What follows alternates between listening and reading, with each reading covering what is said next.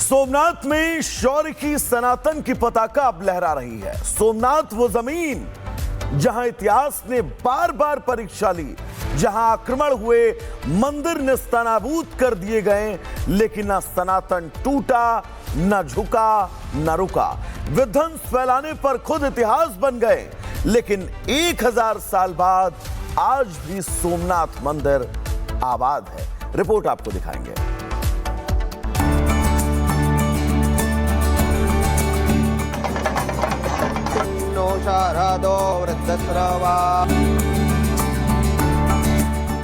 सोमनाथ, जिसे बार बार आघात दिया गया, बार बार मिटाने की कोशिश हुई, लेकिन हर बार सनातन का यह केंद्र और ऊंचा होता गया, अडिग रहा, अमिट रहा।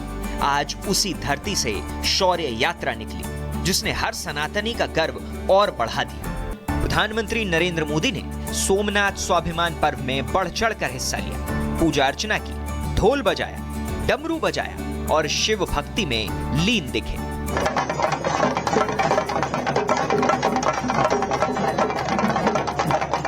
इस दौरान पीएम मोदी ने कांग्रेस पर भी जमकर निशाना साधा। उन्होंने कहा कि गुलामी की सोच की वजह से कुछ लोगों ने सोमनाथ मंदिर और उसकी विरासत के महत्व को नजरअंदाज किया। ये स्थान हमारे सामर्थ्य, प्रतिरोध और परंपरा के पर्याय रहे, लेकिन दुर्भाग्य से आजादी के बाद गुलामी की मानसिकता वाले लोगों ने उनसे पल्ला झाड़ने की कोशिश की। उस इतिहास को भुलाने के कुत्सित प्रयास हुए। प्रधानमंत्री ने पाठ्य पुस्तकों में आक्रमणकारियों के चित्रण पर सवाल उठाते हुए कहा कि सोमनाथ पर हुए हमलों को सिर्फ धन की लूट के रूप में दिखाकर उनके पीछे की नफरत और आतंक को छिपाने की कोशिश हुई। आक्रमणकारियों के क्रूर इतिहास को व्हाइट वॉश करने की कोशिश हुई। कुछ इतिहासकारों और राजनेताओं द्वारा व्हाइट वॉश करने की कोशिश की गई।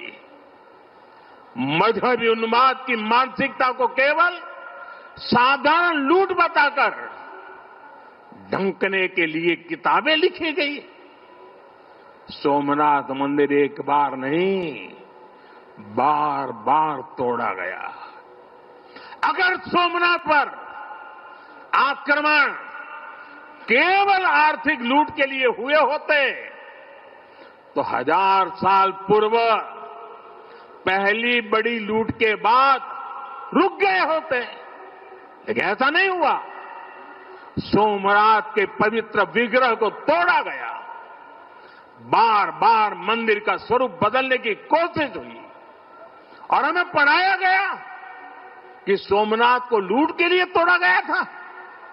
नफरत, अत्याचार और आतंक का असली क्रूर इतिहास हमसे छिपाया गया।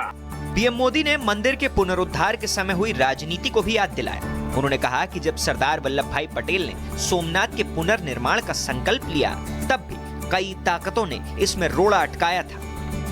लेकिन तुष्टीकरण के ठेकेदारों ने हमेशा इस कट्टरपंथी सोच के आगे घुटने टेके। जब भारत गुलामी की बेड़ियों से मुक्त हुआ, जब सरदार वल्लभ भाई पटेल ने सोमनाथ के पुनर्निर्माण की शपथ ली, तो उन्हें भी रोकने की कोशिश की गई। 1951 में तत्कालीन राष्ट्रपति डॉक्टर राजेंद्र प्रसाद के यहां आने पर भी आपत्ति जताई गई। लेकिन लाख रोड़ों के बावजूद सोमनाथ अपनी भव्यता और दिव्यता जन जन तक पहुंचाता रहा। ये सनातनियों के अटूट विश्वास का प्रतीक है। आक्रमणकारियों को लगा कि वो मंदिर तोड़कर जीत गए, लेकिन 1000 साल बाद भी सोमनाथ का ध्वज गर्व से लहरा रहा है। कट्टरपंथी आक्रमणकारी इतिहास के पन्नों में दब गए, लेकिन सोमनाथ आज भी अडिग है। Bureau report, Republic Bharat.